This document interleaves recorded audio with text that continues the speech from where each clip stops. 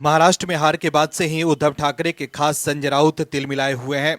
संजय राउत समझ गए हैं कि अब उनके लिए फिर से राज्यसभा जाना मुश्किल है, इसलिए वो अभी से ही बेचैन है। संजय राउत अब चौतरफा घिर गए हैं। उद्धव ठाकरे की पार्टी के नेता अब कांग्रेस से अलग होना चाहते हैं, लेकिन संजय राउत पार्टी को डुबोने में लगे हुए हैं। लेकिन अब महाराष्ट्र की राजनीति में बड़े उलटफेर के संकेत मिल रहे हैं। एमवीए में शामिल पार्टियां विधानसभा चुनाव में हार के बाद अपने स्तर पर प्लानिंग कर रही है, लेकिन सबसे चौंकाने वाली रिपोर्ट एमवीए से आ रही है। अब एमवीए के सांसद बीजेपी के साथ आने के लिए तैयार हैं और केंद्र में बीजेपी और एनडीए की ताकत बढ़ने वाली है और विपक्ष कमजोर होने वाला है। यही वजह है कि संजय राउत अभी से ही बौखला गए हैं। इस खबर में आगे आपको बताएंगे सब कुछ डिटेल में। वहीं दूसरी तरफ अरविंद केजरीवाल के बारे में भी बताएंगे आपको कि कैसे अरविंद केजरीवाल को लेकर बड़ा खुलासा हुआ है। तो बने रहिए हमारे साथ अंत तक और देखिए हमारी ये खास रिपोर्ट। उद्धव ठाकरे बीजेपी के साथ नजदीकियां बढ़ाने की कोशिश कर रहे हैं। उद्धव की पार्टी के ज्यादातर नेता भी बीजेपी के साथ जाना चाहते हैं। हाल ही में मातोश्री में मीटिंग के दौरान पार्टी के नेताओं ने उद्धव ठाकरे से कह दिया था कि वो कांग्रेस के साथ नहीं रहना चाहते हैं। शिवसेना यूवीटी के नेताओं ने कहा है कि अब या तो पार्टी अकेले चुनाव में उतरे या बीजेपी के साथ जाए, लेकिन संजय राउत है कि सिर्फ अपना फायदा देख रहे हैं। संजय राउत जानते हैं कि कांग्रेस से अलग होने के बाद वो फिर से राज्यसभा नहीं जा पाएंगे। ऐसे में अब भी वो कांग्रेस के साथ ही बने रहना चाहते हैं। हाल ही में खबर आई थी कि कांग्रेस के साथ ही बने रहने के लिए कहने पर शिवसेना के कार्यकर्ताओं ने उन्हें कमरे में बंद कर दिया और फिर उनके साथ मारपीट भी की गई। इस खबर में कितनी सच्चाई है ये संजय राउत ही बता सकते हैं, लेकिन उन्होंने अब तक इस खबर का खंडन नहीं किया है और खबर को मौन समर्थन दिया है। लेकिन अभी संजय राउत अपनी आदतों से बाज नहीं आ रहे हैं और विपक्ष में मची भगदड़ से संजय राउत को काफी तकलीफ हो रही है। संजय राउत अब बीजेपी और पीएम मोदी का जलवा देखकर समझ गए हैं कि अब बीजेपी को कोई नहीं रोक सकता है। दर्शकों, दिल्ली में चुनाव का ऐलान हो गया है। सभी दल अब और तेजी से काम करने और जनता को लुभाने के लिए लग गए हैं। लेकिन सबसे अधिक परेशानी में है इंडी गठबंधन, क्योंकि दिल्ली में आप और कांग्रेस एक दूसरे के लिए खड़ी है और दोनों ही दल एक दूसरे पर आक्रमण कर रहे हैं, जिसकी वजह से इंडी गठबंधन में लगातार मतभेद पैदा हो रहे हैं। एक तरफ जहां अखिलेश यादव अरविंद केजरीवाल के साथ जाकर चिपक गए हैं, तो कांग्रेस इंडी में अलग थलग पड़ गई है। तो वहीं अरविंद केजरीवाल भी कांग्रेस पर हमलावर हैं। लेकिन इंडी गठबंधन के लोग एक दूसरे का मुंह ताक रहे हैं कि कहीं सत्ता लोलुपता इंडी को खत्म न कर दे। इसलिए पूरे विवाद में संजय राउत भी कूद गए हैं। दर्शकों, जैसा कि आपको पता है कि दिल्ली विधानसभा चुनाव की तारीखों का ऐलान हो गया है। इसके साथ ही शिवसेना उद्धव गुट के सांसद संजय राउत ने कांग्रेस और आम आदमी पार्टी को नसीहत दी है। उन्होंने कहा है कि अखाड़े के जैसे लड़ने के बजाय बीजेपी को हराने के लिए काम करना चाहिए। संजय राउत ने कहा कि लोकसभा चुनाव में आम आदमी पार्टी और कांग्रेस एक साथ लड़े।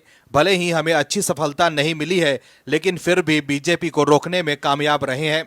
लेकिन विधानसभा में जिस तरह से फ्री स्टाइल कुश्ती चल रही है, उसको पूरा देश देख रहा है।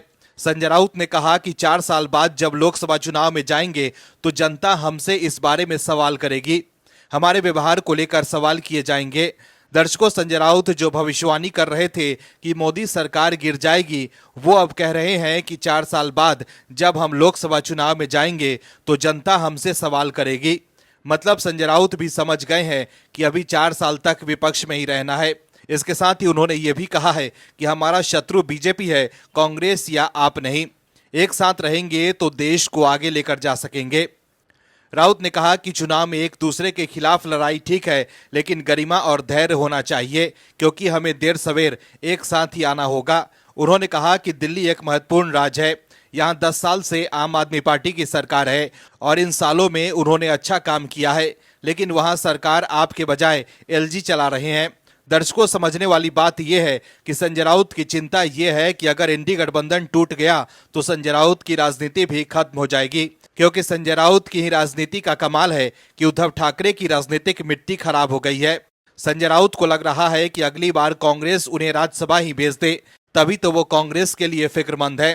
दर्शकों, लगता है कि संजय राउत को लग रहा है कि अगर देश की राजनीति में प्रासंगिक रहना है तो इंडी को बनाए रखना जरूरी है, क्योंकि अगर शिवसेना यूबीटी फिर से जाकर बीजेपी के साथ मिल गई तो संजय राउत की एक नहीं चलेगी और उनके प्रवचन भी खत्म हो जाएंगे।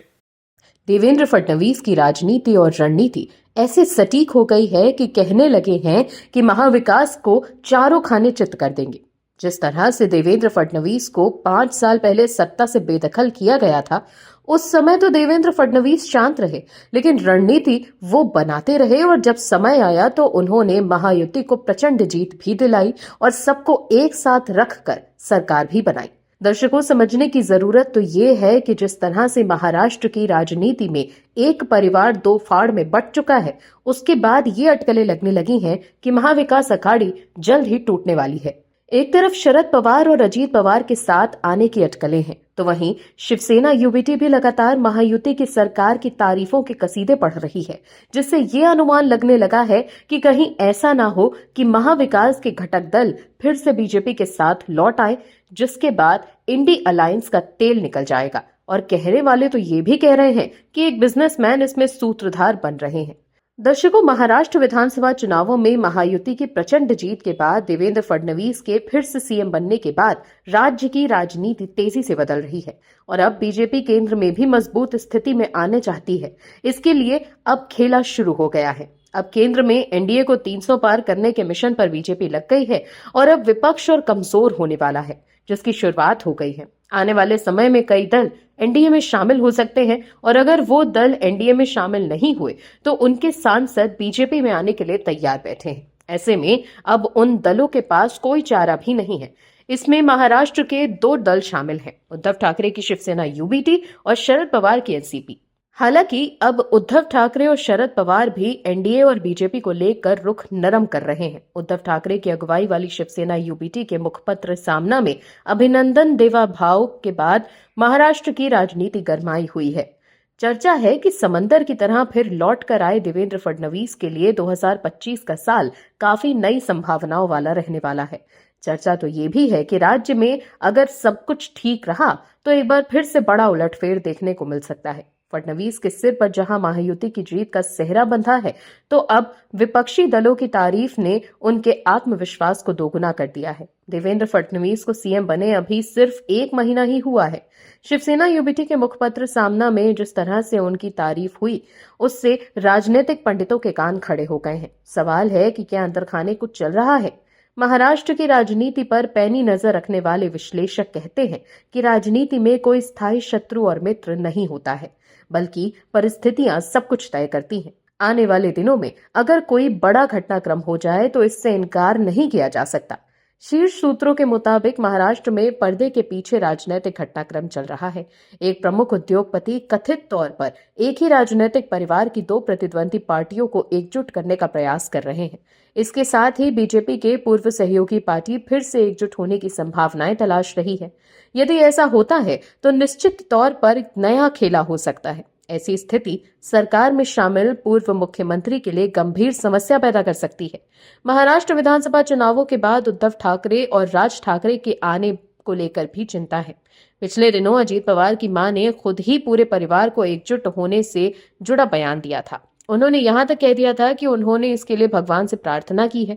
इसके बाद प्रफुल्ल पटेल ने शरद पवार के बारे में कहा था कि वो हमारे लिए देवता जैसे हैं। इसके बाद सुप्रिया सुले ने जो भी बयान दिया था, उसमें उन्होंने कहा था कि परिवार के तौर पर कोई संघर्ष नहीं है, विचारधारा की चुनौती है।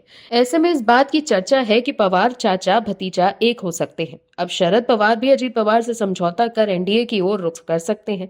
समझने की जरूरत तो ये है कि अगर ऐसा होता है तो कहीं ना कहीं महाविकास और इंडी के भविष्य पर भी असर पड़ सकता है। आम आदमी पार्टी के लिए कुछ भी अच्छा नहीं हो रहा है। चुनाव से पहले अरविंद केजरीवाल को लेकर लगातार खुलासे हो रहे हैं। अपने आप को कट्टर ईमानदार कहने वाले अरविंद केजरीवाल अब ये बता नहीं पा रहे हैं कि उन्होंने इतना बड़ा घपला कैसे किया। उन्हें इस बात को लेकर जरा सी भी तकलीफ नहीं हुई कि जनता के टैक्स के पैसों से वो इस तरह से लूट रहे हैं। अरविंद केजरीवाल जब राजनीति में आए थे तब बड़ी बड़ी बातें करते थे और कहते थे कि जी मैं तो आम आदमी हूँ, लेकिन सत्ता मिलने पर ही केजरीवाल ऐसे पलटे कि दिल्ली वालों के पैरों तले जमीन खिसक गई। आम आदमी पार्टी के कई नेता सलाखों के पीछे पहुंच गए और अब चुनाव से पहले आम आदमी पार्टी के नेताओं को फिर से डर सताने लगा है। चुनाव से ठीक पहले हुए खुलासे से केजरीवाल मुश्किल में फंस गए हैं। दरअसल दिल्ली का सियासी पारा चढ़ गया है। केजरीवाल अब शीश महल पर घिर गए हैं। बीजेपी ने हमला बोलते हुए केजरीवाल को विज्ञापन बाबा करार दे दिया है। एक प्रेस कॉन्फ्रेंस को संबोधित करते हुए बीजेपी सांसद संबित पात्रा ने कहा है कि अरविंद केजरीवाल को आज से विज्ञापन बाबा कहा जाना चाहिए। दिल्ली सरकार ने बिजनेस ब्लास्टर्स योजना के लिए कुल 54 करोड़ रुपए खर्च किए। हालांकि योजना के विज्ञापन पर 80 करोड़ रुपए खर्च हुए।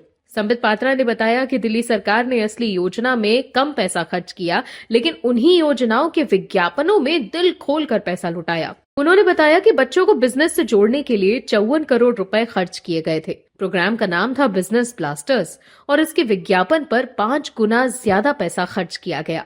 54 करोड़ के प्रोग्राम के विज्ञापन पर 80 करोड़ रुपए खर्च किए गए। वहीं देश के मेंटोर नाम के प्रोग्राम में 1 करोड़ रुपए खर्च किए गए थे, लेकिन इसके विज्ञापन में 28 करोड़ रुपए लुटा दिए गए। पराली मैनेजमेंट के लिए दिल्ली सरकार ने 77 लाख रुपए खर्च किए और इसके विज्ञापन पर 24 करोड़ रुपए खर्च हुए। इन्हीं विज्ञापनों के बारे में बताते हुए संबित पात्रा ने अरविंद केजरीवाल को विज्ञापन बाबा नाम दे दिया। वहीं संबित पात्रा ने केजरीवाल के घर शीश महल का मुद्दा भी उठाया। इस दौरान उन्होंने समझाया कि मुख्यमंत्री आवास बनाने में कैसे दिल्ली सरकार ने पानी की तरह पैसा बहाया और नियमों को ताक पर रखकर सीएम के लिए लग्जरी घर का निर्माण किया। उन्होंने सिलसिलेवार तरीके से बताया कि कैसे घर की लागत समय के साथ बढ़ती गई और जब घर बनकर तैयार हुआ तो उसकी लागत बहुत ज्यादा हो चुकी थी। पात्रा ने यह भी कहा कि सीएजी रिपोर्ट के अनुसार 17 मार्च 2020 को दिल्ली के पीडब्ल्यूडी ने प्रस्ताव दिया था कि अरविंद केजरीवाल के आवास का पुनर्निर्माण किया जाना था। पीडब्ल्यूडी ने इमारत को ध्वस्त करने और एक मंजिल जोड़ने का प्रस्ताव दिया था। हैरानी की बात यह है कि सिर्फ एक दिन में पीडब्ल्यूडी के प्रस्ताव को स्वीकार कर लिया गया। नियंत्रक और महालेखा परीक्षक गिरीश चंद्र मुर्मू की रिपोर्ट के मुताबिक दिल्ली के मुख्यमंत्री के आवास, जिसे शीश महल कहा जाता है, के जीर्णोद्धार की कुल लागत 33.66 करोड़ रुपए थी। संबित पात्रा ने यह भी कहा कि जीर्णोद्धार की अनुमानित लागत 7.61 करोड़ रुपए थी, लेकिन टेंडर 8.62 करोड़ रुपए में निकला, यानी टेंडर की लागत 13.21% अधिक थी। ये काम 2022 में 33.66 करोड़ रुपए की लागत से पूरा हुआ, यानी लागत अनुमानित राशि से 342.31% अधिक थी। केजरीवाल के शीश महल के लिए इतना बड़ा घोटाला किया गया। सीएजी ने टेंडर प्रक्रिया पर सवाल उठाए। शीश महल विवाद उन आरोपों के इर्द गिर्द केंद्रित है कि केजरीवाल ने कोविड-19 महामारी के दौरान अपने आधिकारिक आवास के नवीनीकरण पर करोड़ों रुपए खर्च किए। ये वो अवधि थी जब कई सार्वजनिक विकास परियोजनाएं रुकी हुई थीं। आप दर्शकों से विनम्र निवेदन है कि चैनल को सब्सक्राइब जरूर करें